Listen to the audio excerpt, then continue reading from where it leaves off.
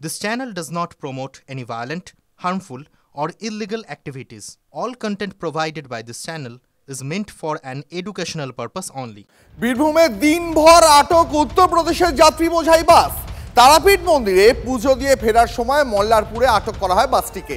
বাসে শিশু ও মহিলা সহ প্রায় ৬০ জন যাত্রী ছিলেন, তাদেরও আটকে রাখার অভিযোগ। দিনভর তাদের জল খাবার দেওয়া হয়নি এমনটাই অভিযোগ করছেন বাস যাত্রীরা। প্রতিবাদে জাতীয় সড়ক অবরোধ করেন তারা। জাল পারমিটের অভিযোগে বাস চালককে ২ লক্ষ টাকা ফাইন করে পরিবহন দফতর। ফাইন দিতে অস্বীকার করায় আটক করা হয় বাসটিকে।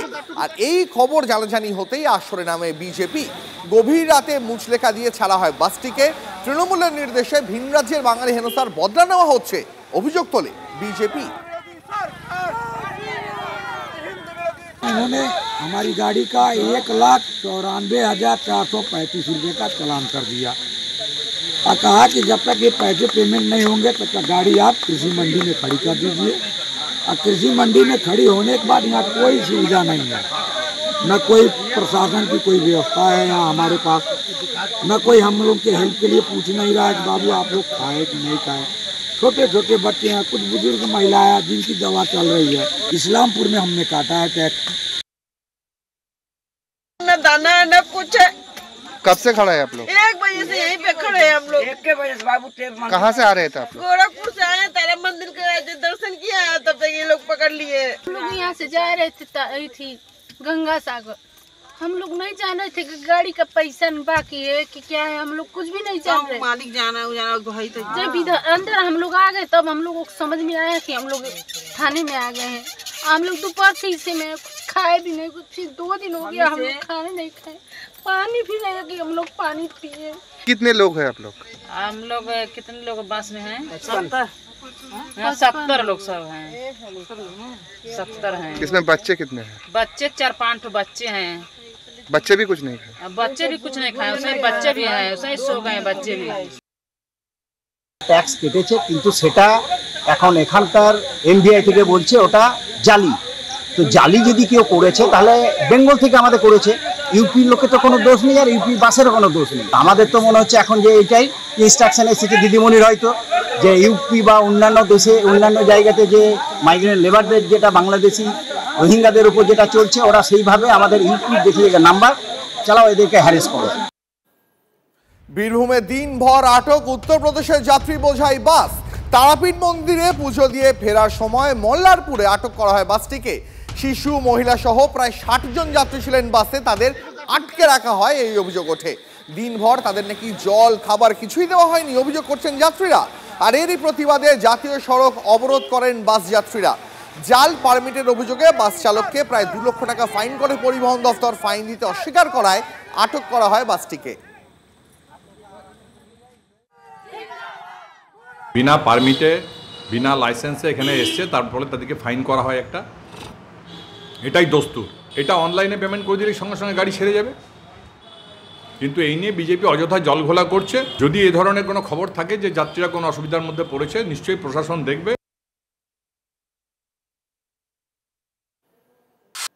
পরে খবরে নজর রাখবো। তৃণমূলের ২১শে জুলাইয়ের আগে এবার হুমায়ুনের অগাস্ট হুঙ্কার। ১৫ই অগস্টের পর থেকে খেলা শুরু করব, জেলা নেতৃত্বকে সরাসরি হুঁশিয়ারি হুমায়ুনের। দলে সতর্কবার্তার পরও বেপরোয়া ভরতপুরে তৃণমূল বিধায়ক। কান্দি থেকে খেলতে শুরু করব, ফুটবল ভালো খেলি, যাকে পারবো গোল দিয়ে মাঠ থেকে উঠে যাব, দল ব্যবস্থা নিলে ঢাকঢোল পিটিয়ে জবাব দেব।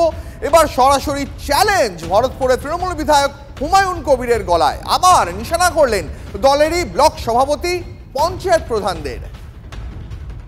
15ই আগস্ট পর্যন্ত যেভাবে চলছে চলবে, তারপরে আমিও নেবে। আমার বিধানসভায় যেই যত পারে কাটি করবে, আমি কাঁদি থেকে খেলতে শুরু করব। আমিও ফুটবল খেলবো সেই সব বিধানসভায় গিয়ে। আমি আমার এখানে ফিল্ডে খেলতে জানি, জাঙ্গিয়া পরে নেমে পড়বো, খেলবো, খেলে যে যাকে পারবে গোল দিয়ে মাঠ থেকে উঠে যাব, তাকে জানাতে যাবো। ওসব যদি কিন্তু জবাব আমি আগেও বলেছি দিই না। যখন ব্যবস্থা নেবে তখন হুমায়ুন কবির ঢাক ঢোল পিটিয়ে সেই ব্যবস্থার কি মোকাবেলা করতে হয় করবে। আরে ব্লক সভাপতিরা লোকের সাথে তুলাবাজি করে, প্রধানদের কাছে একটা ওয়ারিশ সার্টিফিকেট চাইতে গেলে 50,000 টাকা গুনতে হয়, তাদের সাথে আমাকে দল করতে হবে। এই যে খেলবো খেলবো খেলবো এই করতে খেলা করতে করতে আজ বাংলার মানুষের পরিস্থিতি কোন জায়গায় নিয়ে এসে দাঁড় করিয়েছেন এই হুমায়ুন কবিররা থেকে শুরু করে মমতা ব্যানার্জিরা, সেটা আমাদের চোখের সামনে পরিষ্কার। এখনো স্পষ্ট নয় উনি কিভাবে খেলবেন কিনা, যে 70% মুন্ডু কেটে তাদের ভাগীরথীতে বাঁচিয়ে দিয়ে সেই ভয়ঙ্কর রক্তাক্ত খেলা খেলবেন কি করবেন, কিছুই পরিষ্কার নয় এখনো। খেলবেন কার সাথে খেলবেন, কার বিরুদ্ধে খেলবেন, কার সঙ্গে কাকে নিয়ে সঙ্গে নিয়ে খেলবেন, সেটা যদি একটু পরিষ্কার করেন তাহলে আমরা আশ্বস্ত হই। তিনি যে মন্তব্য করছেন তাকে দল একাধিকবার তাকে অফিসিয়ালি শোকজ করেছে এবং যখন শোকজ করা হয়েছে তারপরে তিনি আপনাদের সংবাদ মাধ্যমের সঙ্গে সম্পূর্ণ উল্টো কথা বলেছেন। আর কোনো ক্ষোভ বিক্ষোভ থাকতেই পারে, একটা গণতান্ত্রিক সংগঠন, সেখানে কেউ তার মনের কথা বলতেই পারে, কিন্তু সেটা সংগঠনের ভিতরে বললেই ভালো হতো। আর উনি 15ই আগস্টের পরে কি করবেন না করবেন সেই নিয়ে দল চিন্তিত নয়, দলের উচ্চতম নেতৃত্ব এর উপর নজর রাখছে। মুর্শিদাবাদের ভরতপুরে তৃণমূলের গোষ্ঠীদ্বন্দ্ব, হুমায়ুন ঘনিষ্ঠ পঞ্চায়েত সমিতির কর্মাধ্যক্ষদের বিরুদ্ধে অনাস্থা প্রস্তাব। তৃণমূল পরিচালিত এই পঞ্চায়েত সমিতির 9 জন কর্মাধ্যক্ষর বিরুদ্ধে অনাস্থা প্রস্তাব আনলেন দলেরই 15 জন সদস্য। গত 14ই জুলাই একটি সাধারণ সভায় তাদের অপসারণের সিদ্ধান্ত হয়। 15ই জুলাই কান্দি মহকুমা শাসকের কাছে লিখিত অনাস্থা প্রস্তাব জমাও দেওয়া হয়। জানা গেছে এই অনাস্থার মূল লক্ষ্য হলেন পূর্ত কর্মাধ্যক্ষ আলী মোহাম্মদ খান, যিনি স্থানীয় বিধায়ক হুমায়ুন কবিরের ঘনিষ্ঠ বলেই পরিচিত। আর অন্যদিকে অনাস্থা প্রস্তাব আনা 15 জন সদস্য ব্লক তৃণমূল সভাপতির অনুগামী। এই গোটা ঘটনায় অস্বস্তিতে পড়েছে শাসক দল। বিধায়ক ঘনিষ্ঠ হওয়ার কারণেই পদ থেকে সরানোর চেষ্টা চলছে, মন্তব্য করেছেন পঞ্চায়েত সমিতির কর্মাধ্যক্ষ আলী মোহাম্মদ খান। নজরুল ইসলাম সাহেব, ওনার অনুগামী কিছু আমাদের উইনিং পঞ্চায়েত সমিতির প্রার্থী, তারা কিন্তু স্থায়ী সমিতির কোনো জায়গা পায়নি। এখন আমরা কাজ করছি, আমাদেরকে কংগ্রেস থেকে তৃণমূলে যোগদান করার পরও বিভিন্ন রকম ইস্যু নিয়ে হয়তো জেলা সভাপতির কাছে সেগুলোকে বারংবার একটা খারাপভাবে সেখানে আমাদেরকে দেখানো হতো, যার জন্য আর কি জেলা সভাপতি হয়তো তাদের সেই কথা অনুসারে তাদেরকে আর কি এই স্থায়ী সমিতি আর কি ভরার জন্য হয়তো তিনি সেই সুযোগটা করে দেওয়ার জন্য আজকে তাদেরকে দিয়ে এই স্থায়ী সমিতিটাকে ভাঙার চেষ্টা করছেন বা করেছেন, আবেদন করেছেন। চিঠিতে 14 তারিখে পঞ্চায়েত সমিতির একটা রেজলিউশন হয়েছে। সেই রেজলিউশনের পরিপ্রেক্ষিতে আমাদের যে স্থায়ী কমিটি আছে সেই স্থায়ী কমিটির যে নট স্থায়ী কমিটি, সেই স্থায়ী কমিটির অনাস্থা হবে আর কি। এবং এই যে চিঠিটা করেছেন আমাদের পঞ্চায়েত সমিতির চেয়ারম্যান, প্রত্যেকটা মেম্বারকে করেছেন, বিডিও এবং এসডিওকে।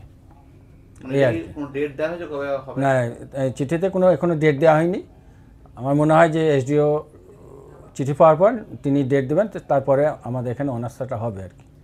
তৃণমূলের বিরুদ্ধে তৃণমূল অনাস্থা নিয়েছে, আমাদের কংগ্রেসের মেয়র, বিষয়টা কীভাবে দেখছেন? এটা তো আমি ঠিক জানি না, সেটা ওদের দলের ব্যাপার আর কি। আর আমি একমাত্র কংগ্রেসের মেম্বার আছি আর কি, আমি এটা ব্যাপারটা আমি বলতে পারবো না। অনাস্থা তারা এনেছে, আগে নোটিশ হোক। শুনেছি আপনার মতো যখন আমাদের কাছে কোনো চিঠি আসবে অনাস্থা, তখন দলকে জানাবো এবং দল নিশ্চয়ই অনুমোদন করে না এসব। তারপরেও যদি কেউ গায়ের জোট খাটাতে চায়, যেদিন অনাস্থা প্রস্তাব পাস করার জন্য বিডিও অফিসে মিটিং ডাকবে, সেদিন আমি নিজে লোকজন নিয়ে উপস্থিত থেকে তার মোকাবেলা